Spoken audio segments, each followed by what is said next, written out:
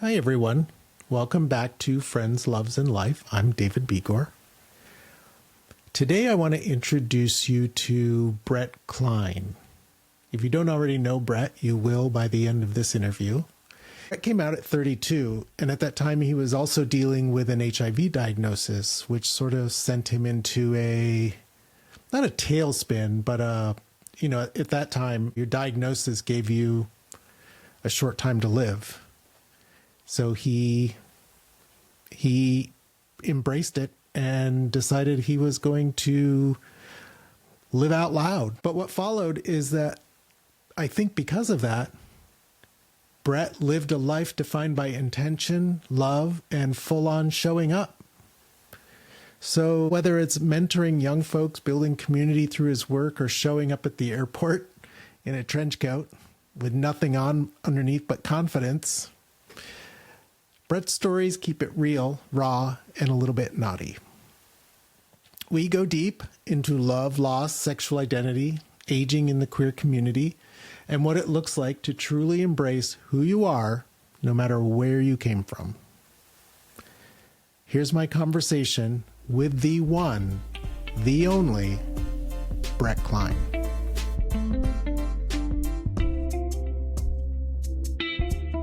All right. Hi, Brett.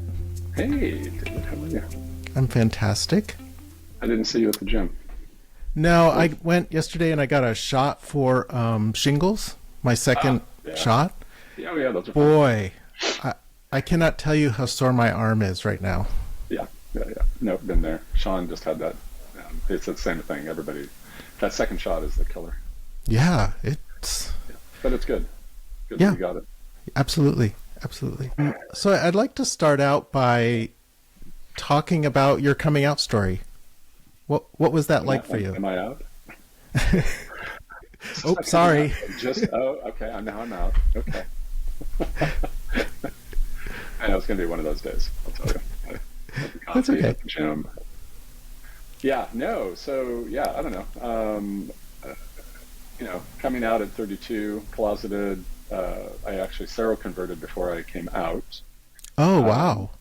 Yeah. So I had a girlfriend, all that kind of stuff, lived in Manhattan Beach, lived in this kind of closeted, bi life, literally. And, I was getting tested all the time, doing all these things and trying to be safe, but I wasn't cognizant of all the life and things that would take place. And, my story has been out there for other things, but, I seroconverted orally, which is not a typical for most people. And at that time it wasn't either in 93. And so, they were always like, oh no, that's not how it happened. And I'm like, it is how it happened. But, the good and the good, bad, and indifferent 32 years later, my coming out is I seroconverted and then came out. So, no, I guess I am gay. So all my friends were like, yeah, we kind of already knew that. And, my gay and straight friends were you living playing in gay volleyball and all kinds of other stuff. Oh, were you living as a bisexual, or were you straight? I was living, to everyone else and everything else. In California, I was living a straight life. Okay. I traveled for work, almost 3 weeks out of every month. And, if I was in Texas, they would say, oh yeah, you're gay. I was in New York and Texas, in Dallas and Houston and Orlando, I was, relatively gay. And then living, working in a straight environment, very much so in that kind of scenario back in the day. So that, kind of kept it all under wraps. But I had a lot of gay friends from my San Francisco days and everything else, just as part of my, kind of extended family, if you will. Mm-hmm. And then many of them had moved, they were from other areas. And so I would visit them when I was in other areas. I'm living that life, but not by day, not by work. It was a whole different time at that time. So. Becoming HIV positive at what age? 32. 32, and not fully out. That must have messed with your thinking about gay life and coming out. Oh yeah, no, I didn't have a gay life. I didn't have a gay sexual life, if you will. That actually curtailed. As I said, I kind of lived a bi life and would go to clubs and different things and play around with different individuals and just kind of have oral sex, if you will, to a point. But it's not long enough. but thinking I was safe and all that kind of stuff, 'cause I really didn't realize. But there was a underlying component that once I tell a physician that, they're like, oh yeah, I was playing volleyball and indoor, outdoor, on the beach, and 7 nights a week, 7 days and 7 nights a week, and teaching and coaching and doing all kinds of stuff, and just beating the heck out of my body. And so I was taking, which everybody laughs, I said 1,600 milligrams of ibuprofen daily. Wow. Because I didn't know any different. I'm like, oh, it stops the pain and the swelling, so therefore it must be fine. And I'm young enough, and my liver was fine, and all those things. But it's like, oh yeah, those bleeding gums, all that stuff. Yeah. It's like, yeah, that's where you're at. Yeah, but it would just, it changed, and it still has ripple effects to today. Actually, I just had that discussion with some other friends and colleagues, and telling my story on some other platforms, in the sense of just, with which we'll talk maybe later, but sexual life at age 63. What does that look like? Mm-hmm. And as much as it's open and different things in our world of today and in our community here, it actually isn't as much. And there's a whole different piece of that maybe we'll get into it later. But, the more transparent you are, the more that people question and ask and do their things on a good note, but then they shut you out on a lot of notes. And so I spent many, many years closeted as a gay, closeted man sexually, because I didn't want to, even after I had started having drugs and, undetectable and different things, I didn't want to give that to anyone else. I didn't want to experiment. I didn't want, anyone to even be close to me, kind of thing. Mm-hmm. And in many cases, they didn't want to be close to me either. They have wonderful examples of that. They didn't want to be close to you because you were HIV positive? Yeah, I mean, they would be close to me in the sense of maybe friendship and doing different things, but if you wanted to have any kind of a date, a relationship, and I was very open about it, and to a point, and some were like, oh no, I just can't do that, I can't date you, I can't go out, and I'm like, okay, and at a point you just close all that off, and you just say, okay, fine, and some of that is still today. It is just kind of funny. I mean, in our world of today, with PrEP things and all kinds of other, and undetectable forever and all these things, it's still prevalent. Right. And some individuals, that are still question that. Do you find there's told them? Yeah. Do you find that there's an age range in there where it is more acceptable? Yeah. I mean, some of our older, maybe a more senior community, but at the same time, they've lived through a lot of it, so they maybe don't want to have a relationship because they don't want to have to. They think back and they think forward, and they think, oh, I don't want to have to take care of you. I don't want this. I don't want to have to go on PrEP. If they are or they're not, who knows? And it's all really still a closed society. And I'm very open about having that as part of any online. If I don't do a ton of online, but I have profiles and different things, and I'm very open about that aspect of it. So if somebody actually were to read my bio or profile, they would see that, in work or anything else. That just is part of who I am. But individuals would give you the time of day if they didn't know that, and they want to go out or they want to play or they want to do something, if they see you somewhere at a pool party or something, and it's all fine. But as soon as you say that or they see it, it changes the dynamic in some ways. It's kind of ignorance, and they don't want to know. Right. But once they do know, then it creates other mindset or maybe process for them. I don't know. Yeah. But if you didn't, and you did all the same things you were going to do anyway, they immediately were like, fine. Yeah. So it's that. It's that kind of like, oh, okay, really?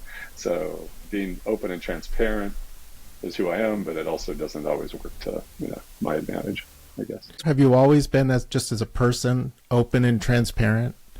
As much as I can, yeah. I mean, it took me a lot of years to get to that. I mean, I worked in corporate, and I worked in international markets and different things, and I had a lot. It's so funny. I had many colleagues who I worked with who I assumed, and they probably assumed that, and we would travel together, but we would never. The first couple of years, we would never.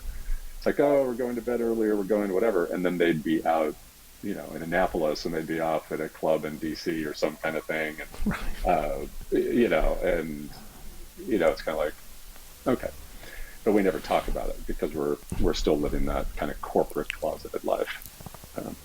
And I got out of that, and then I, have always worked now in the last 16, 20 years in organizations and things that let me be who I am, and completely transparent, and they know that when I go in. Right. When they hired me. Did you search that out at some point when you decided to get out of the corporate life? Did you search out working for a company where you could just be more who you are? Yeah, there was a lot. I mean, you do a lot more research, you do a lot of background. I talk to people that worked at different places and say, how is that? What is it? I'm very, very much a visible entity in all the places I work because I handle community education and different stuff. So on one side, it works to an advantage. I think it works to advantage on all sides, but and for them, but there are certain donors and other things that they, if they look deeply into my background, they may or may not necessarily welcome me into their, kind of fold, but they have to for work, but at the same time, and I don't care.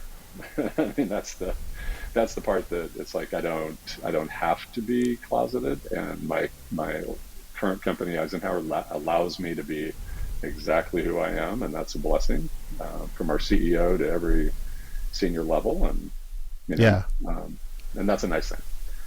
That's a very nice thing. It's interesting because yesterday I went to the doctor to get my shot, and I actually was moving over to a new doctor because the guy I was seeing before left. Yeah.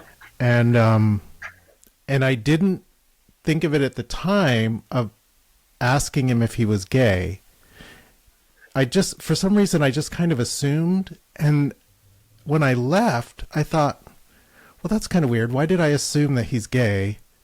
And I thought, I want him to be gay because I want it to be more comfortable for me when I go to be able to discuss whatever I want.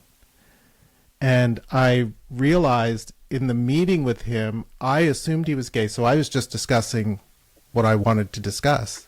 Right. Which is the way I think it should be with any doctor. Right. But yeah.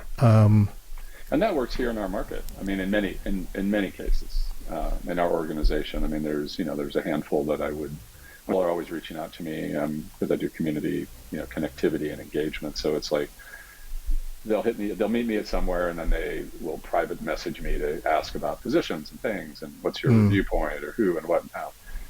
And I try to guide them in the appropriate way, male and female, and trans and non, and any aspect. It's like, what are you looking for? Sure. And some people are much more, they come prepared when they meet with their doctor, and they have a list, and they don't care, and they just say what's going on. And then others are like you who just mentioned, it's like you assume or you hope that they are. And some are, and some are not. Some are more cognizant of all the things going on in our gay world, if you will, and others should be, but maybe not. But I have some great examples of physicians I work with and physicians I go to who are not, but boy, you can, my urologist, I can tell him, I mean, literally he'll ask the questions that, there's never a question unanswered because, he goes, don't be shy about it. I've been there, done that, saw it, heard it, as it should. Right. Yeah. Right. Yeah. When we lived in Paso Robles, I had a female doctor, an older woman who specializes in HIV. Yep. And when I first started going to her, I was holding back in talking to her. And at one moment she said, I have heard everything you could possibly imagine. Really? So don't worry about embarrassing me or embarrassing yourself. Just tell me what's happening, what's going on, and we'll all be better for it. Oh, yeah. No, absolutely. And I have female straight colleagues, providers who I love to death because they do lectures for me, and they are, they do HRAs, they do anal tests, they do, and men and women, and they're just like, oh no, everything's on the table. That's great.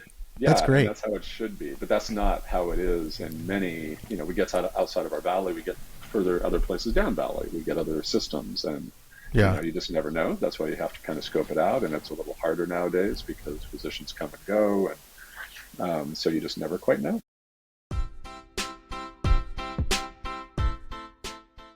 I want to go back to when you came out for a second, because you said you were dating a woman. Yeah. And you became HIV positive. What was that conversation like? That was someone I had gone to college with, someone that was close within the whole family network of my roommates, my college roommates, still to this day, not her.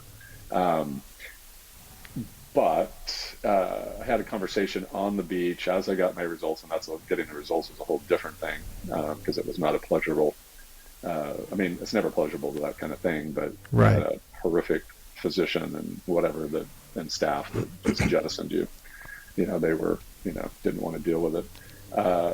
It's a whole different kind of piece to it. But, I had to tell her on the beach at sunset, walking Manhattan Beach and just like, hey, let's take a walk. And then had to tell her, and she was shocked and she was sad and, different things. But as funny as it is, when you flash forward and flash backward, and I haven't talked to her in years, but it was one of those kind of relationships that many of the people she'd been with were probably gay men. So there was interesting. I look at some of the others, and there were some very clear cases that after me that were like, oh yeah, wow, okay, you have so I don't know what that's about, but and none of us have actually. I'm seeing my college roommates this weekend, in fact, and their children, and but I need to ask that question: is she still around, or she's even still in contact? I have no clue. But I haven't talked to her in years. Okay. What was your family like when you came out? It's interesting. My mother was very comforting. I mean, they both were very comforting. I should say, flash forward and backwards.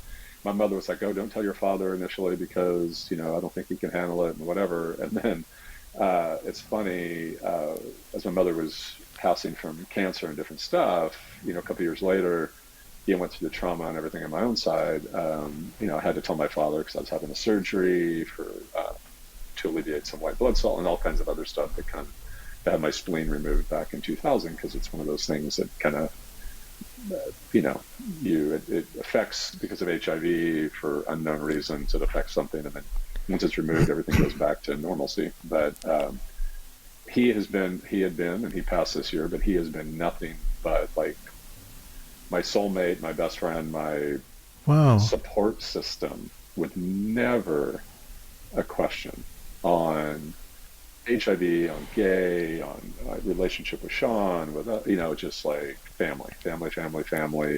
Whoever you date is who you date. Wow. Yeah, that's beautiful. Yeah, it was really surprisingly because he grew up in a very. It's probably part of it. He grew up in a very constrained Canadian but Polish kind of family. Very, as I found, the relationship between him and his father was not a good one. And he left the country because of it and came to the States. And so it's one of those things that I think he just realized that, you have to take care of your kids and you have to, support them in any capacity. And thankfully he did.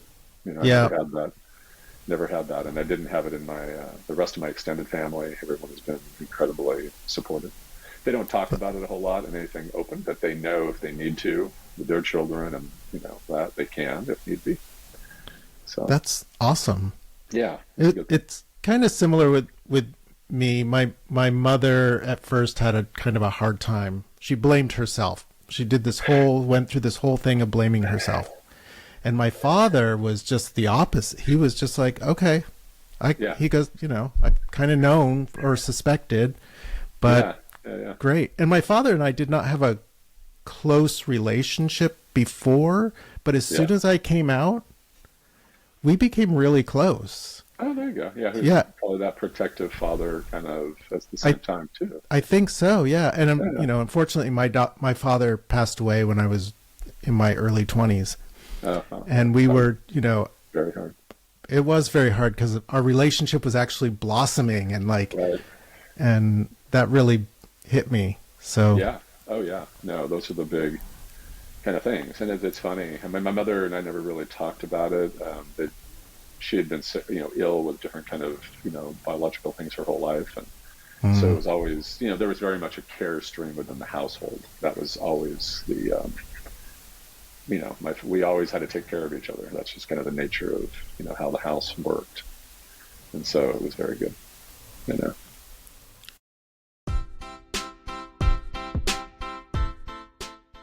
If you today could go back to that Brett coming out, Yeah. and just discovered he was HIV positive, what would you say to him? Well, I'd say I took my final tour. I quit the job I loved after 6 years and doing all the things I was doing, and then thought, oh, I've only got 6 months to live. So I took the big VHS, like mass on the shoulder VHS tape and videotaped, took a trip home and did all this stuff and saw my childhood friends and saw my college roommates. And unbeknownst to them on any of the stuff going on, thinking I've only got a few months to live, and recorded all that. And, their children, all these different fabulous kind of little places I'd always been as a child. So I would say, now 32 years later, I would, look at that Brett and say, it's like, fuck, get over it. Just deal with, in our world of today, if it was in today, there's drugs, there's medicines, there's other stuff. It's like, don't freak out. Let's get you into care. Let's get you, let's find that right path, whatever, psychologically, physically, mentally, all those things. Do you still have that videotape? Yeah, it's funny. It's funny. I had the VHS and I had a Super 8, like the Super 8 videos as well. And I'd just been in a drawer for years. And from my first boyfriend, from other stuff, from all those videos, things you did. And I took them. My tech person at work, we never have thrown away a piece of equipment ever. And he is brilliant, and he connected the dots, or he connected all the machinery in some fashion. I could never, probably replicate it today, but he was able to take the VHS to a CD, to the Super 8, to the, all of it onto a CD. Oh, wow. I just had to be there to just let it run through this cycle. And I did that last year, 2 years ago, during COVID, because we had time on our hands, and I would just go up into this closet room that had all this equipment, and he goes, oh no, just sit here until it's done. And part of it, I couldn't, have anyone else be looking at it. So it's like, I'll stand here for a while. How long did it take? Oh, some of them were long. Some of them were, an hour-long video, but it just has to, but it just have lunch and do it. But it was just kind of funny because I sent, and I was able to then, once you could download it, then I could upload it to YouTube or upload it to any platform. So I have those, and I send them as to my ex, not John, but previous in San Francisco. It's like, oh my God, did you remember this? Kind of thing, a video, kind of laughing, this many years later. And then the other ones I send, I just literally yesterday, one of my volleyball friends, straight couple, gorgeous family, lived at the beach in Manhattan Beach, and have always been supportive. And she just had her 60th birthday. And I have this video of her and her husband on the beach at sunset, us playing volleyball, and them cuddling on the beach and just talking, just like this, like we're doing right now with the sunset. And it's about 30 seconds. And that's cute. She had never seen it because it had never, and I uploaded it to YouTube. Not to YouTube, and then to Facebook. And she's like, oh my God, it's right when they first got married, That's very sweet. Yeah, it was kind of funny. It was like 1998. It's like, okay, like crazy. So yeah, I have them. And it's funny, in our world of today, just some of those things just never went away. And it was like a down memory lane, and realizing that, they were taken, in many cases, they were taken with the mindset that, I wouldn't be there 6 months later.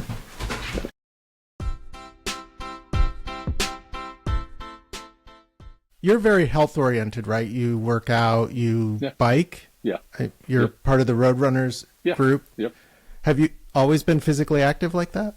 Yeah, I've always been physically active. As I said, I used to play a ton of volleyball, a lot of other stuff. Things, and volleyball was my big thing, living at the beach and, that kind of life. And it's just fun. And it's, you're at the beach, and that's where you spend your whole, weekend nights, everything. And then the body just kind of it's a taxing sport for, as we get older, and it's like it started creating more and more havoc with feet and legs, and I have now kind of neuropathy, and so cycling is really the gym kind of workout and change into a functional training kind of scenario with my trainer. It's been a blessing, and no injuries for 2 years. And then nice. Cycling, because it's very firm, shoes and all that kind of stuff, there's no flex for the most part. So if your body's in decent shape and your legs and that kind of stuff, I mean, there's, just the standard kind of abuse and tear that we all do. But sure. Yeah, it's been a little bit more. I have neuropathy that kind of flares up periodically, which is a new thing. So, and that could just be self-care. The last year has been a very challenging, as you know. We've done that when we lose parents and do different things. And a lot of life challenges that we care for others, but we don't care for ourselves. Yeah, too often, yeah. There's also a funny thing that happens when your parents pass. Like my mom passed in 2021, and she was the last parent to go. Yeah. And it's a weird feeling being now at the top of the haystack, right, basically. Right. No, that's exactly right. Yeah, and you put it in perspective. There's been a lot of loss in our community, a lot of loss in my kind of extended family and friends, some very deep, my father, and then others of recent. There's like memorial. I don't know, of late in our community, there's been so many people that have left us for direct leaving on their own accord, and others, just with illness and other stuff. It's just there's a lot of stuff. There's a lot of craziness out in the world right now that people, I think, have a hard time battling, whatever that might look like. And that's tough. Do you think about death now that you are 63? It's a whole different, it's a whole different mindset. It's like, working with hospice, working with different stuff, working with friends that have had different illnesses. And I've had other friends who have passed with cancer and very, long kind of relationship kind of stuff, and being there, not only caregiver, but to put me down as their person. Not their husband, not others, not family, because it's like, I separate things very clearly, even with my father. It's, when there's a crisis and a need, it's very, it's like that fight or flight. And I've had that in my own life, being bugged once and different stuff here in town, and, things that happen that you just don't realize that's how you're wired. And then once you do, you're like, oh yeah, that now makes sense. And I learned that I'm exactly my father. I am like literally even the last month of his life, realizing some new things that were like, he would tell me a story of how he would deal with a work scenario or a process or anything with some, and I was like, oh, I literally was like, oh my God, now I get why I'm so freaking crazy at times. Because, your DNA. And Sean would be the first to say, you are exactly, you're exactly your father. That's kind of awesome, though, don't you think? I mean, especially since you and your dad were so close. Yeah, very much so. I learned new things literally to the last week of his life, when he was still able to communicate and different stuff. And it was a blessing. And I would never say it's a curse, but it's like, oh, that explains a lot. So I organize and I channel. That's what I do by day, and that's what I do by my friends and life and myself. Is you just remove the emotion, you deal with whatever the situation, the crisis and whatever, and then the emotion piece comes at when it can come and when it makes sense. Sometimes that can take a year. Sometimes it's watching some stupid Bugs Bunny thing and you're like, why am I in tears? Why am I crying? Why am I crying right now? And whoever I'm with is like, yeah. It just brings up weird things at different times.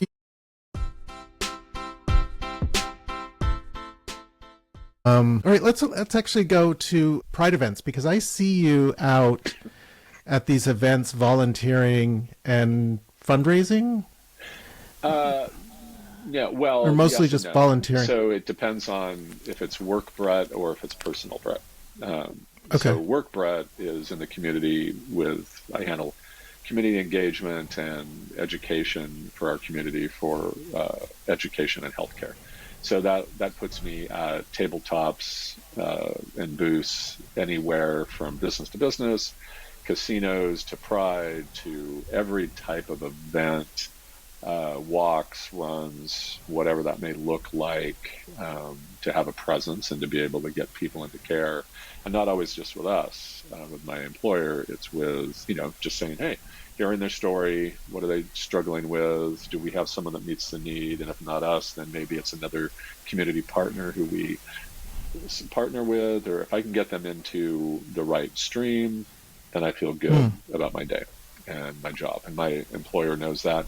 It's not always, coming to us as a revenue stream. It just goes, oh no, we don't have what you need. Or we do, but it's going to take a whole lot longer. Or you don't have the insurance, or you don't have whatever. So how about over here? Let's go to DAP Health. Let's go to Desert Oasis. Let's go somewhere else that is going to be able to meet your need immediately. And there's some great partners in our valley that we partner with. And then there's the personal Brett that is non-work, and I try to completely separate that and take off any logo and all the things I have. And they know that, and I'm very transparent with work. Like I work on blue zones and other stuff that is part of active transportation, which I've been involved with for 20 some years, of cycling, hiking, pedestrian access to walking, shade structures, all those kind of things to make it a more vibrant, active, healthy community. And those are things I'm passionate about, and or healthcare. So they all kind of intersect, thankfully for me. And my work allows me to intersect those kind of components. But when I'm meeting the public, I try to be very clear about which side. And if I do interviews, it's like, which side am I representing? So as to keep it very transparent of, this is Brett, and I do Facebook still only for fundraising for, which was just the end of AIDS life cycle, and there'll be other cycling or things, and people support me and fundraise. They're supporting me. They're not necessarily supporting, well, they are supporting the cause in some way. Obviously they wouldn't donate to me if they didn't somewhat believe in the cause, but it's all about them supporting me for the most part. Is this something that sort of grew out of the work that you do? The volunteering and the personal fundraising? Yeah, and it's always allowed me to be visible and to be out and about and to kind of be who I am. And I did that when, I moved to the Valley, good Lord, in December of 2005, to open a business, which was a, juice and smoothie franchise and this whole thing. And right before the first recession, and lost all that 3 years later, because that's how, business worked at that time with, debt structure and other stuff. But, we moved out here for, to create, a system and a business, and gave up corporate. But what it did is we were out physically at schools, grade schools, community events, that with our product. Giving it out, doing stuff, engaging with people. And so I've always kind of done that as a volunteer. My parents were highly, highly involved as volunteering in the Rhododendron Society and craft fairs for my mother and other stuff. So I was always involved in those, setting up tables, bringing stuff in, loading out. So that's just been my whole life since a child. Are you an only child? No, I have a brother who's 66, battling addiction and many, many other things that are now on my slate now that my father has passed. As we know, is not a parental role, but a financial structured parental role, if you will, which is challenging. And as any of you see me some days at the gym, is taking up my lifeblood at the moment, but that's just the nature of the beast. But thankfully, I have a kind of a chosen son who's a childhood friend's son. And his father's no longer with us, but his mother and I are best friends. And he is 22, and as we've talked, he's like my son, and he refers to me as his uncle, which is the most endearing thing ever, to his girlfriend recently, and his college graduation, and it just makes me, like you do when we talk about your son, and it's like, how do you process that when you can't be with him every day? but they wouldn't. Yeah, want unless they're living in the room right next to you. well, Because right, there is that, and and he would not want to. But we do, we thankfully we do FaceTime, we do other stuff, and he just laughs. it's kind of amazing. I never knew, because I just couldn't envision it at the time before Leo came along, what it would do to my life. And all wonderful. It's all positive, amazing things. But it also, in the way that I view life, has changed just by having this kid around. Yeah. You just seeing it through their eyes. They're experiencing it, and they're doing, and falling or winning, and you seeing The struggle, how they, it's and then you vacation with it. I don't know. It's funny. We all kind of vacation together. We do stuff as a family. We love obviously college football and different stuff that we always go and do stuff for bowl games and different things. And then it's always him and his college roommates and me, and then or a friend, and then we are sharing a house, and then you're just living that life where they're in the next room, you're sharing a bathroom, life. They get to see you as a parent, but also a friend, and in every phase of whatever, which is good, because there's this complete transparency, and I am very much with him and his college roommates. 5 of them living in a house together, and it's just funny, it's like back in frat days and whatever, in my college days of like, oh my dear God. But the conversations and the things you had, I just had a fabulous conversation with one of his roommates who's going to graduate this next spring. And he's like, he used the 4-letter word, which I absolutely hate, which is just. He was describing where he's working as a bartender, doing some other stuff. And he goes, I'm just a bartender. And that kind of shit. And of course, I may have had a drink. And so I just looked at him and I said, you got to get that out of your head. Anyway, we're just, all of a sudden we went into this deep weeds, and he was very reflective, and was like, oh, I never thought of that. A bartender actually has got a huge amount of skill sets. And I said, you're the only person in this house of the rest of your college roommates that can actually go and work anywhere you want, and will probably always get a job. Yeah. Said, because as a side hustle while you're waiting for your career job, I go, you're a bartender. You have a skill set that, you'll be able to have income. They'll be looking at you. But I remember that, though. Yeah. I remember that being young and not feeling like whatever skill I had was usable. Oh, right. And the other was like, oh, I need to move home because my mom will be really upset if I don't live in the same town and work. And I'm like, oh my God, no. I go, they'll be sad. I remember that when I went to San Francisco. My mother was so sad, and I was sad. And then, 6 months later, I'm like, oh my God, this is so great. But and then you can move home in 2 years or do whatever. If that is your place, you'll know that's your place. But until you experience somewhere else, come up with your story, because it's like I wanted to step out of my bounds. I wanted to just be who I am. I wanted to be transparent, and it was fun. And, it's like, good. Those are all skill sets. It's interesting because a lot of that kind of thinking doesn't happen until we're older. Right. Right. Like, oh, I'm going to do something that makes me uncomfortable, and I'm going to be okay with being uncomfortable. Right. And it's just until I get it.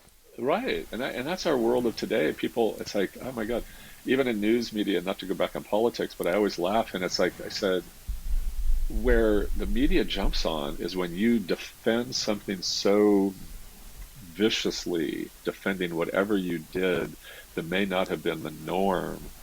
That is their story, and that's their storyline, and then they always are trying to think that. But if you came out and said, oh yeah, I did that naked calendar because I thought it was fun, and hey, that was a time and a place. I was 22. Yeah. Great. Then there's no story. Yeah, exactly. Your story. But they're not going to cover it because now it has no, you're fine with it. Like, oh no, I'm fine with that. Or if you had an arrest, or you had, a DUI, it's like, I had someone have that. And I'm like, you use that. I said, if you learned from it and you grew from it, and it's a point of time and you haven't done it again, own it, and just, kind of acknowledge the growth you had from whatever those moments are. Yeah. And if you're interviewing for something or talking to someone or a relationship or whatever, and they don't get that, then that's probably not the right job or the right relationship for you. And that's a telltale sign, because they're not embracing who you are as your growth or your individuality or your transparency or your acceptance. Yeah. I absolutely agree with that. Yeah. I don't think there's anything, all the mistakes and whatever that you did or made, that's all just part of who you are. That's what created the person that's standing in front of you right now. Right. It's always where it goes on for way long. Somebody tries to defend whatever that was and they don't own it. And then you're like, dude, this is just going on way too long. Just say who you are and just own it.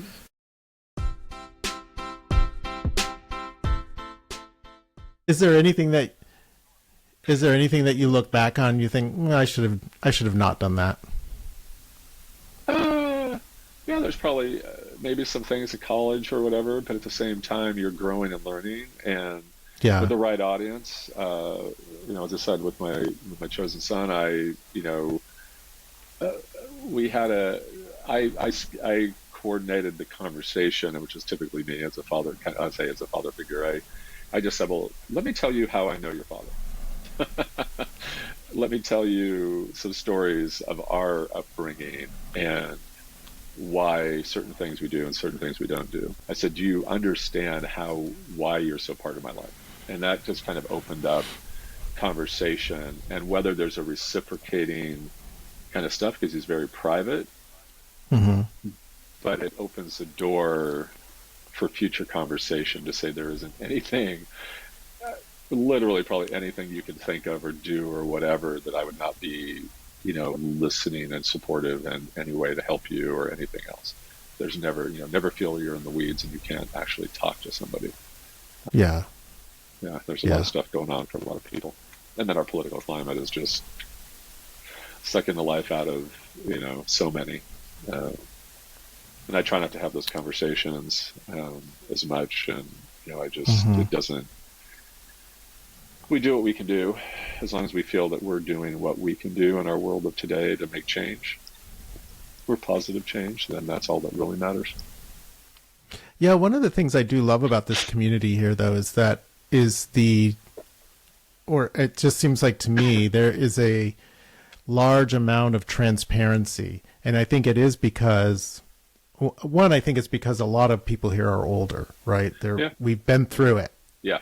And we're much more open to just putting it out there and saying, this is how I live, this is where I've been, this is the shit that I've done. Yeah. But I absolutely love it. I love people who are willing to discuss the things that they did and are willing to share it so that other people can go, oh, well, I'm headed in that direction. Maybe I should change directions. Well, right. And you never know, by asking about a story, telling your story, living your truth, what piece of that, it may not be the conversation we're having right now, but it could be a day from now, a week from now, a year from now. You think, okay, now I remember when we did this. I just had that conversation with somebody locally who's now battling some healthcare issues, very serious. And he saw me at a coffee shop and he remembered something we talked about like a year ago. And he's like, yeah, all of a sudden it dawned on me about this. And then I kind of asked that question. I didn't think about it. Now I'm in that. I need to ask the question. And, and good, bad, and different, he's got a different viewpoint on, how some of that works, which is a good thing. That's great. But he was also transparent enough to tell me, what that is and what the struggle is. And if you don't ask many of us are very isolated. I'm very much the caregiver for others, but as I said earlier, we don't always care for ourselves, or we don't open up to other people and say what we're struggling with. But when you can, and thankfully I have some close people, yourself included, that I can say any given morning, it's like, this is just a shit morning, or whatever. And, you get a laugh. I get your, a hug, you get a laugh. We make some sarcastic, innuendo or whatever. And then it kind of puts a different spin on the day. Are you a loner in general? You don't seem like a loner to me. It's funny. And I've done many workshops and different things, and I met somebody recently who just assessed me pretty clearly, but I didn't know that well. And he said, well, he goes, by all indications, you're very much an extrovert. However, when we're together and I talk with you and we go to something, you're very much an introvert, and I don't like crowds, and I will circle around the outside of a like dance floor or whatever. I mean, sometimes you can be in the center if that's kind of where you're at, but other times I'm just around the outside, having the one-on-one or having some conversations with people, or just not being the focus of something, you know. And it's, and they said that seems to be more your style, and I'm like, yeah. Whether I knew that or not, you know, I've always been kind of shy and, you know, kind of closed off. And that's also because I was battling my coming out and battling HIV. Then it's like, who am I? Am I worthy? Am I whatever? And all those kind of crap. And I thankfully put a lot of those away, but it still is in that. You go to pool parties here, and some are very open and carefree, and other ones are very specific, and I'm like, I'm not part of that, or I am part of that, or, you know, they're equally as cliquish, you know. So you have to kind of either be by yourself, or you jump in the deep end, as they say, and, you know, talk to somebody that you wouldn't normally talk to, you know. Yeah, for me, it's kind of, I guess it's very similar, but it's more of a mood thing. Yeah. You know, I might go to a pool party and I'll be like, you know what, I can't. Yeah. I don't really enjoy like the naked pool party things. That's just not my thing. I'm glad other people do. That's their thing. I get too self-conscious, and I recognize that in myself, and I think, I don't want to put myself there. Yeah.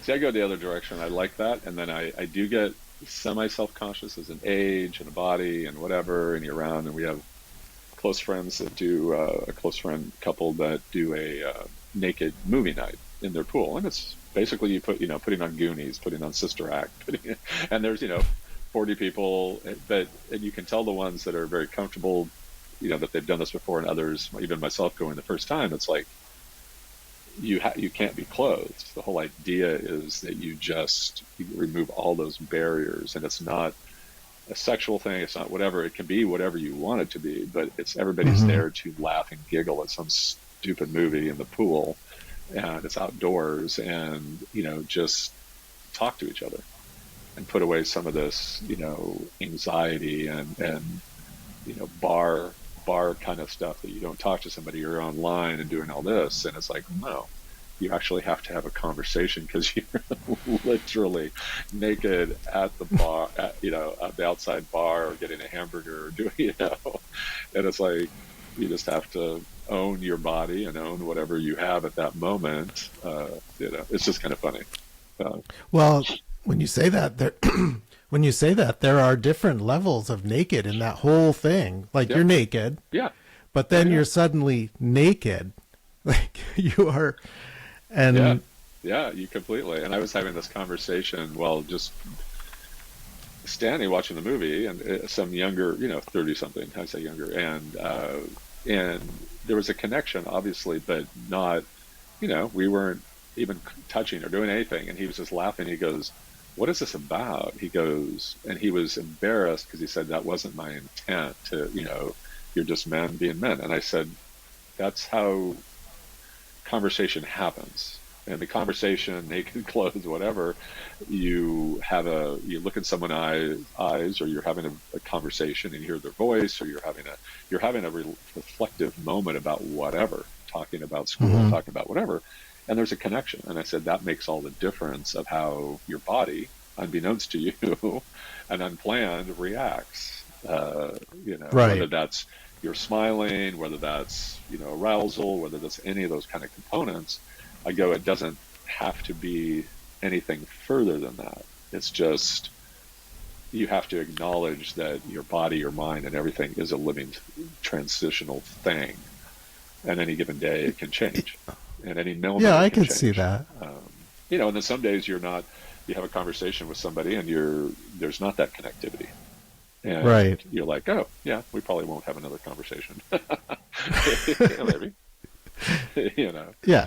That's not, and you know what those are, and then you have couples, you have other stuff, and there's all those dynamics, and, and as a single man, you're just like, okay, I get this, and that's can be a frustrating thing in our market, being single and not a coupled in our market, but, So there's no one that you're dating right now?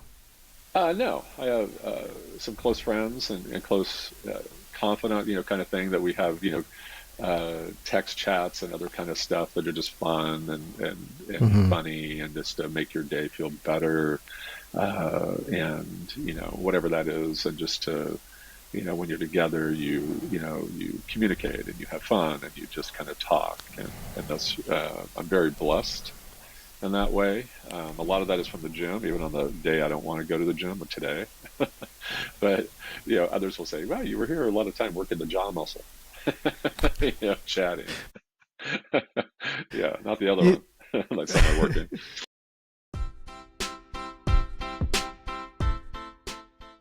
Well, I won't keep you much longer, but what is the most outrageous thing you've ever done for love or lust?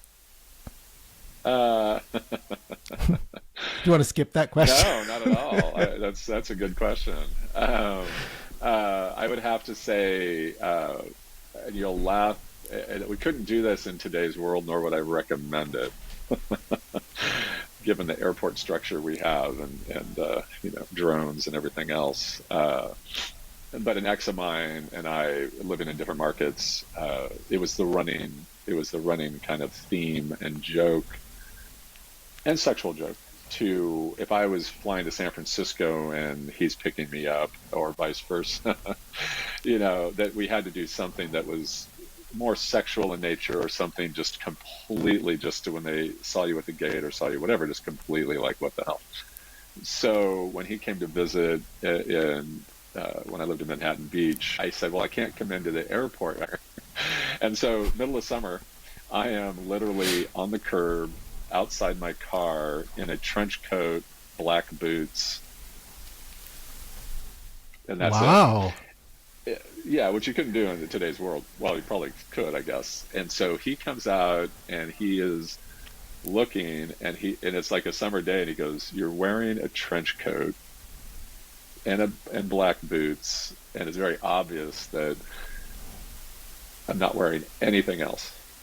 Like completely butt naked under, and that was the running thing. And so, needless to say, you get in the car, and then it's like, the smile on the face when you see them come out was like, what?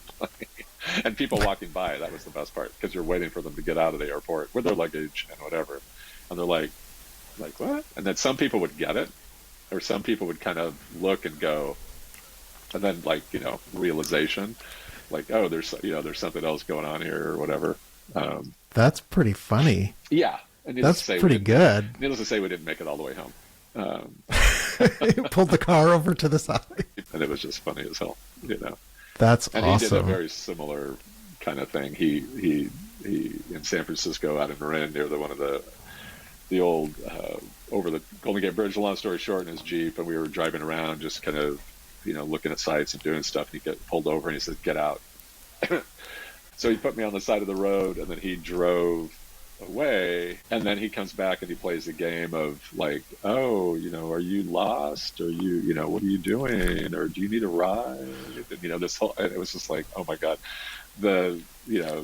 it's like a bad porn theme movie, and then you have that's kind of fun. Oh, it was. It was constantly that kind of just humor and other stuff, so, That's cool. Like turning sexual encounters or just sex in general into a fun game-like thing. Yeah, and it wasn't about. Yes, I mean, we had to see each other, and it wasn't about the sex. You want to have intimacy and whatever, but it really was just, you're so taken aback at moments just to see the other person, their reaction, and it was just like, kind of sets the tone. And I do that. I mean, I think Sean would probably say that I've done, oh my, random shit that comes out of my brain. Anyone who's ever dated me would be like, why, like why and where and how did we get, how, what? We were just watching turtles in Hawaii. How did we? But that's what sex is supposed to be. Right. It's supposed to be It's fun. supposed to be fun and just not scripted or whatever, Yeah, it's just a different thing. Yeah, and there may be a video to go with that. Oh, okay. Super 8 that I sent. That's okay. With a fabulous soundtrack in the background, I might add. So it was really kind of funny. Until the roommate's knocking on the door going, can you turn the music down?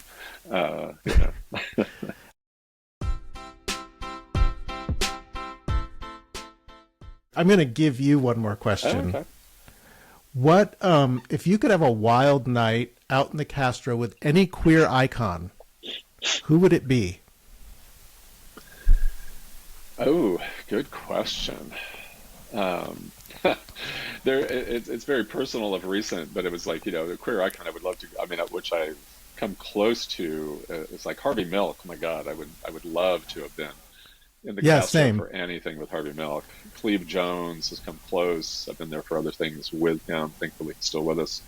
But it's like, of recent, one of our local is Colton Ford or Glenn Sarkeesian. I would, now that I've known him for 20 years, but now looking at some other stuff from his memorial of recent, I was like, oh my God, we would have had so much fun and stupid fun, like just absolutely stupid fun, that it would have been everything I just said about on the side of the street or whatever, not sexual, but just being stupid. And that's what I love, is just going out and so the Castro, even to today, there's things that always still amaze me that have never changed there, and then other stuff that has just completely changed. But there's the same one naked guy that is always there, still wanders around, still there.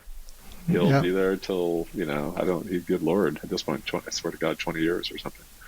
Yeah, I remember when I first moved there in 93, 92, and I think it was Castro Street Fair. People were walking around naked. Oh, yeah. And I remember thinking, oh my God, I love this town. Right. I went to Folsom, and it was one of the hottest years they'd had, and it was like, oh my God, we all had to go. We all had bought new stuff, and we all had to go home midpoint and change into almost nothing because it was so damn hot, and we were sweating up a storm. But then I had borrowed friends' boots, because I didn't own my own pair of boots at that point, and they were just trashed, like leather boots. And I got to the boot black, which was kind of on stage in the center, and that's how they do all these things for kind of show. And I never forgot it, and it drew a crowd because everything they do to get those polished and things and clean, and I can't go into some of those descriptors, but you can envision what those are. And I'm like, and I returned those, the next week I returned those boots to the colleague I borrowed them from, and he was just like, the look on his face was like, oh my God, they have never looked so perfect. And like, he goes, my boots have never looked like this. And it's like, and I had to tell him the story, and he's like, I'll never forget this. Yeah, because they looked, it was like, oh my God, they have talent. Oh my God, they have talent. But Folsom and those things, and it's still there. It's still that kind of, some of that. It's changed, because you'd be doing that now, with a family, gay or straight, with their baby stroller and a baby in the thing, which is a little off for me, but kind of a kill. But don't quite understand why they're doing that, but personal choices. Yeah, personal choices. Yeah, but the fun. We'll have to do San Francisco. Yeah. Well, thanks, Brett. Yeah. Well, thank you. Thanks for the chat.